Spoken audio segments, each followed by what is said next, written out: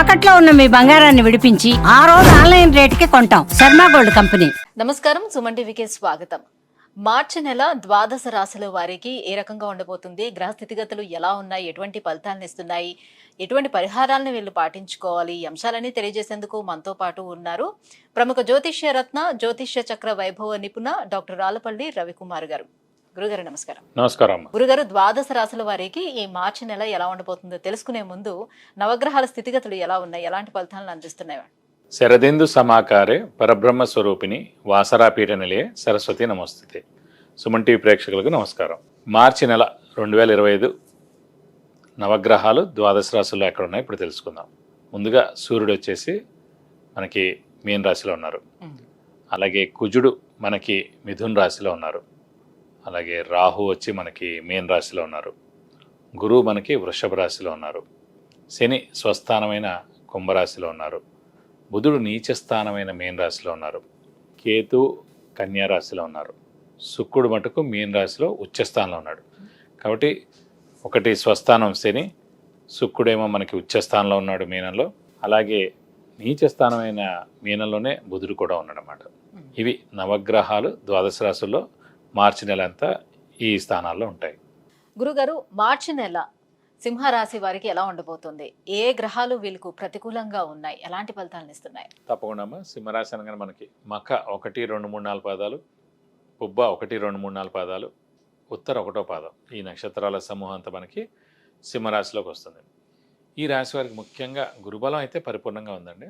శని మటుకు సప్తమ స్థానంలో ఉన్నాడు. శని సప్తమ స్థానంలో ఉండడం వల్లనే భార్యాభర్తల మధ్యన అన్యోన్యత లోపించడం, చిన్న చిన్న తగాదాలు రావడం, దెబ్బలాట్లు ఉండడం, ఇవన్నీ జరుగుతుంటాయి.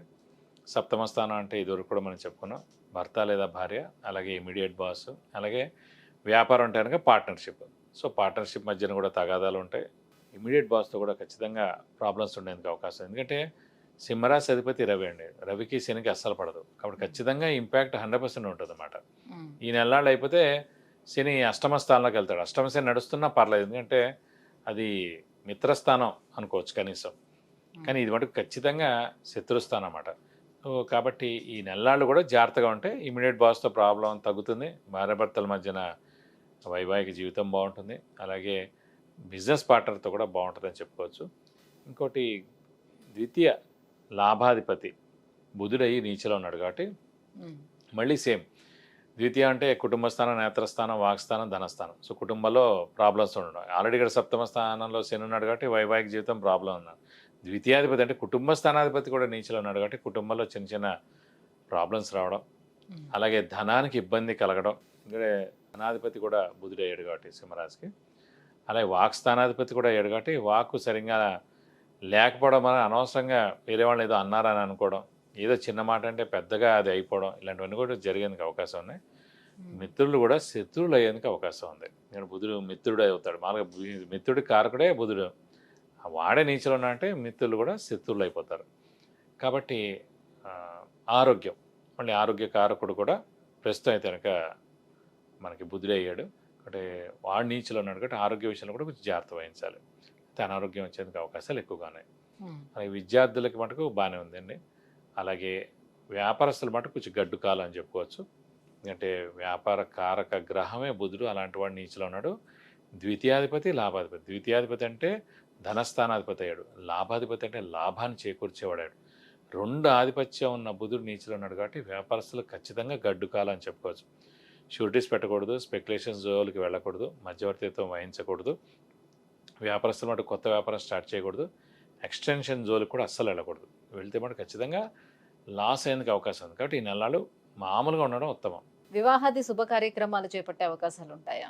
తప్పకుండా. దశమ స్థానంలో మనకి గురువు ఉన్నాడు. గురుబలం పరిపూర్ణంగా ఉన్నట్టేనే చెప్పుకోవాలి. సో ఖచ్చితంగా అవివాహితులు ఎవరైతే ఉన్నారో వివాహం ఎందుకు అవకాశాలు 100% ఉన్నాయండి. సో మానవ ప్రయత్నం, గట్టి ప్రయత్నం చేయాలి. తర్వాత కూడా మనకి లాభస్థానంలో వస్తాడు. కాబట్టి ఈ ఏడాదంతా కూడా వివాహం కాని వారు ఎవరైనా సరే వాళ్ళు గట్టిగా ప్రయత్నిస్తే సింహరాశి వాళ్ళు ఖచ్చితంగా వివాహం ఎందుకు అవకాశాలు 100% ఉన్నాయి. ఆర్థిక పరంగా, ఆరోగ్యపరంగా ఎటువంటి జాగ్రత్తలు తీసుకోవాల్సిన అవసరం అంటే ఆర్థిక పరంగా అంటే ఇందాక చెప్పుకున్నాం, ద్వితీయ లాభాధిపతి బుధుడయ్యి నీచలో ఉన్నాడు కాబట్టి ఆర్థికంగా చాలా నష్టాలు చేకూరేందుకు అవకాశం ఉంది. స్పెక్యులేషన్ జోలికి కానీ షేర్స్ జోలికి కానీ అస్సలు వెళ్ళకూడదు. ఖచ్చితంగా అది మనం ల్యూర్ చేసినట్టు ఉంటుంది, మనకి డబ్బులు వచ్చినట్టుగా ఉంటుంది, కానీ ఖచ్చితంగా మళ్ళీ మిగతా వాళ్ళ డబ్బులు కూడా మనం అందులో పెట్టి నష్టపోయేందుకు అవకాశం ఉంది. కాబట్టి అస్సలు స్పెక్యులేషన్ షేర్ జోలికి వెళ్ళకూడదు.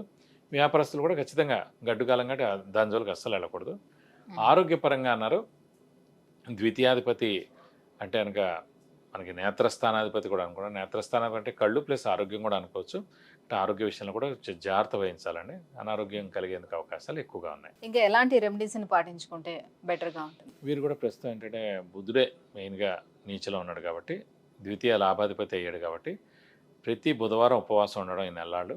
అలాగే వెంకటేశ్వర స్వామి లేదంటే కనుక వినాయకుడిని ఎక్కువగా పూజించడం. ప్రతిరోజు వెంకటేశ్వర స్వామి వినాయకుడు అష్టోత్తరం చదువుకుంటే మంచిది.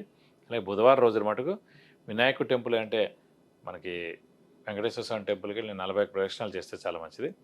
ఇంకా ఉధృతంగా ఉందనిపిస్తే మటు ఖచ్చితంగా మనం బుధుడికి 17,000 సార్లు జపం చేయించి కేజీంపో పెసరపప్పు, ఒక గ్రీన్ లుంగి, 1000 రూపాయల వర్త్ గోల్డ్ ఐటమ్ దానిస్తే కనుక మీకు అన్ని విధాలా మంచి చేకూరుతుంది. విద్య, ఉద్యోగం, వివాహం, వాహనం, ఆరోగ్యం, ఐశ్వర్యం వీటన్నిటి గురించి తెలుసుకోవాలంటే కింద స్క్రోల్ అవుతున్నటువంటి నెంబర్లకి కాల్ చేసి గురుగారి అపాయింట్మెంట్ పొందవచ్చు.